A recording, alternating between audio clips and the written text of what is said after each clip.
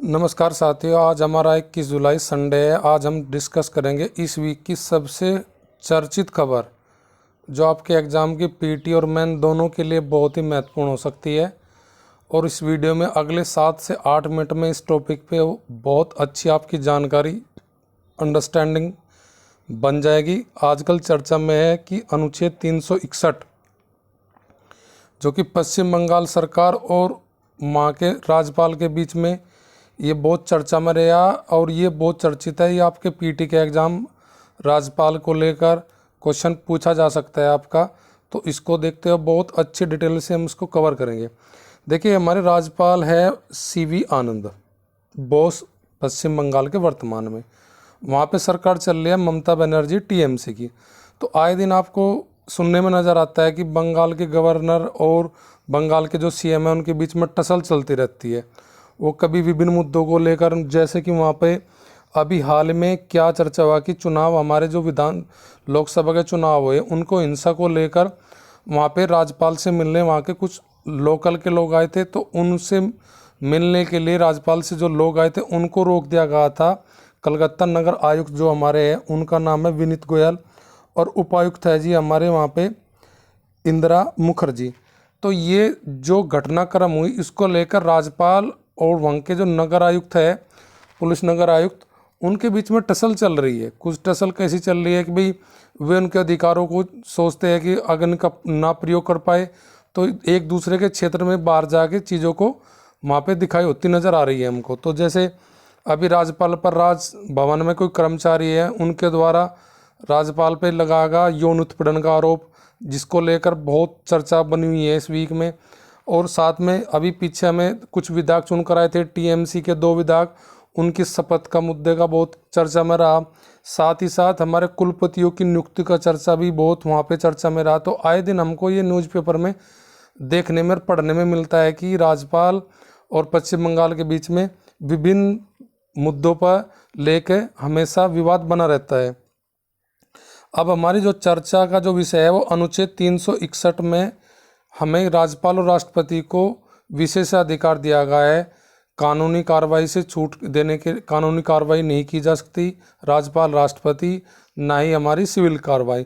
तो उनमें कुछ हम समझेंगे क्या क्या इसके प्रावधान है, क्या उद्देश्य है, कहाँ कितनी छूट इनको मिलती है अनुच्छेद 361 के तहत। तो अब ये मुद्दा ये बना हुआ है कि राज्यपाल पे जो कार्रवाई की जा रही है यौन उत्पीड़न को लेकर, वहाँ के पुलिस आयुक्त जो कोलकाता के, तो वे क्या है, राज्यपाल ने आरोप लगाया कि जो हमारे पुलिस आयुक्त हैं उन्होंने आचरण का उल्लंघन किया है, अभद्रता दिखाई है। यौन उत्पीड़न का जो केस उन पर लगाया उसके प्रति जांच में जो उनके द्वारा कार्रवाई की गई है पुलिस के द्वारा, कोलकाता पुलिस के द्वारा, उसको लेकर राज्यपाल हमारे थोड़े व्यथित है इस कार्रवाई को लेकर। तो इसी के चर्चा में हम बात करेंगे इस वीडियो में। तो देखते हैं, देखो हमारे न्यूज़पेपर में क्या खबर बनी रही। हमारी खबर हेडिंग से बनी रही अब की बार, अगर बंगाल के राज्यपाल पर छेड़छाड़ के आरोप पर लगाने वाले महिला की याचिका पर राज्यपाल को आरोपित आपराधिक मुकदमों में छूट वाले प्रावधानों की समीक्षा को सुप्रीम कोर्ट सहमत हुआ कि इसमें समीक्षा की जानी चाहिए। अनुच्छेद 361, ये पूरा आर्टिकल हमारा फ्रंट में आया था अभी 2-3 दिन पहले न्यूज़पेपर में। अभी परसों की ये खबर है हमारी इंडियन एक्सप्रेस की, ऐसे to look at the immunity to the governor under article 361 में। तो ये पूरा चर्चा में बना हुआ है पूरा। अब उसी को देखते हैं हम अपने एग्ज़ाम को, ये हमसे हमारे एग्ज़ाम की दृष्टि से कितना महत्वपूर्ण हो सकता है, उसी पर बात कर लेते हैं डायरेक्टली हम। अब इस वीडियो के एंड में हम एक पीटी का क्वेश्चन और एक मैन का क्वेश्चन डिस्कस करेंगे जो आपके लिए होगा, आपको उसका आंसर सेंड करना है आप इनबॉक्स में। देखो जी, राज्यपाल को राष्ट्रपति को 361 के तहत में क्या क्या मिली है, कानूनी छूट में क्या क्या है। राज्यपाल और राष्ट्रपति को कार्यालय की शक्ति और कर्तव्य का प्रयोग और प्रदर्शन करने के लिए किसी भी कानूनी जो भारत के अंदर अदालत है कोई जवाबदेही नहीं देनी पड़ती। राज्यपाल और राष्ट्रपति के खिलाफ कार्यकाल के दौरान अदालत में कोई भी आपराधिक कार्रवाई शुरू नहीं की जा सकती और न ही जारी रखी जा सकती। राज्यपाल और राष्ट्रपति गिरफ्तारी या कारावास की कोई भी प्रक्रिया उनके कार्यकाल के दौरान या पहले या बाद में भी नहीं की जा सकती। ये कानूनी कार्रवाई के प्रति छूट दी गई है राष्ट्रपति और राज्यपाल को अनुच्छेद 361 में। सिविल कार्रवाई में क्या छूट मिली है इन दोनों को, इनको दोनों को क्या राहत दिया गया कि उनके पद के कार्यकाल के दौरान अदालत द्वारा व्यक्तिगत क्षमता में किए गए या किए जाने वाले किसी कार्य के संबंध में शुरू नहीं की जाएगी, चाहे कार्यालय में प्रवेश से पहले हो या बाद में हो। तो ये सब हमारी मैं PDF आपको टेलीग्राम पे शेयर कर दूँगा, आप डिटेल में आप इसको पढ़ सकते हो कि ताकि वीडियो लंबी ना हो। इनकी दायरा या सीमाएं क्या है, इनकी उन्मुक्तियाँ और सुरक्षाएं के आधिकारिक कर्तव्यों के पालन में की गई कार्रवाई के लिए विशिष्ट है और उल्लेखित नागरिक कार्रवाई सुरक्षा को छोड़कर नागरिक कार्रवाई सुरक्षा को छोड़कर उनके व्यक्तिगत क्षमता में किए गए कार्य को कवर नहीं करती। अब जो हमारा उद्देश्य है जो इसका अनुच्छेद 361 का, वो सिर्फ यही है कि राष्ट्रपति राज्यपाल की गरिमा और अधिकार को बनाए रखना और यह सुनिश्चित करना कि वे बिना किसी बाधा के अपने संवैधानिक कर्तव्यों का पालन कर सके। अब राज्यपाल से जुड़े हमारे कुछ अनुच्छेद हैं जो बार बार हमें एग्जाम के दृष्टि से बहुत महत्वपूर्ण होते हैं और पूछे जाते हैं। जैसे हमसे पूछ लेता है कि प्रत्येक राज्य के लिए एक राज्यपाल होगा, वो किस अनुच्छेद कौन सा उल्लेख करता है, इसका अनुच्छेद 153 करता है। राज्य की कार्यकारी शक्ति किस में निहित होती है, राज्यपाल में होती है, वो किस अनुच्छेद में होता है, अनुच्छेद 54। राज्यपाल की नियुक्ति राष्ट्रपति के द्वारा की जाएगी, अनुच्छेद 155 में बताता है यह बात। राज्यपाल का कार्यकाल जो निश्चित होकर राष्ट्रपति के द्वारा हटाया जा सकता है, उसका उल्लेख 156 में। राज्यपाल की नियुक्ति के लिए योग्यता 157 अनुच्छेद में दी गई है। राज्यपाल के कार्यालय की शर्तें क्या है कि वो बिना किसी भी सदन का या विधानसभा या लोक का सदस्य नहीं होना चाहिए, ना ही वो अन्य लाभ पद धारण किए हो। राज्यपाल की प्रलब्धियां और भत्ते उनके कार्यकाल के दौरान कम नहीं किए जा सकते।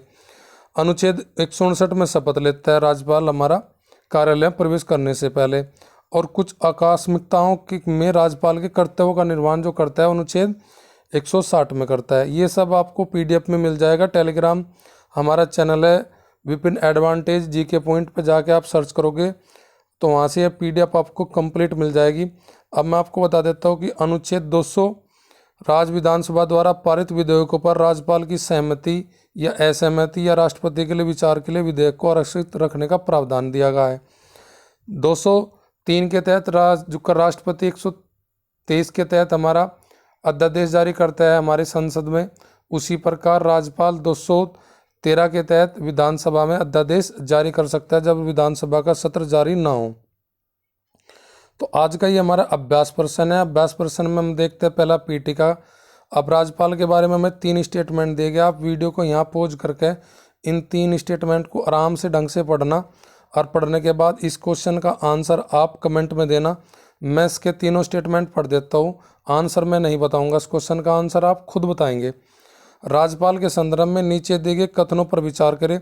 राज्य विधानमंडल द्वारा पारित विधेयकों पर राज्यपाल की सहमति या राष्ट्रपति के विचार के लिए विधेयक को आरक्षित करने का प्रावधान होता है, यानी कि शक्ति होती है राज्यपाल के पास। ये मुख्यमंत्री को राज्य के प्रशासन कानून के प्रस्ताव से संबंधित जानकारी राज्यपाल को प्रस्तुत करने की आवश्यकता नहीं है। स्टेटमेंट नंबर 2, अनुच्छेद 213 राज्यपाल को विधानमंडलों की मंजूरी के अधीन राज्य विधानमंडल के अवकाश के दौरान अध्यादेश जारी करने का अधिकार देता है।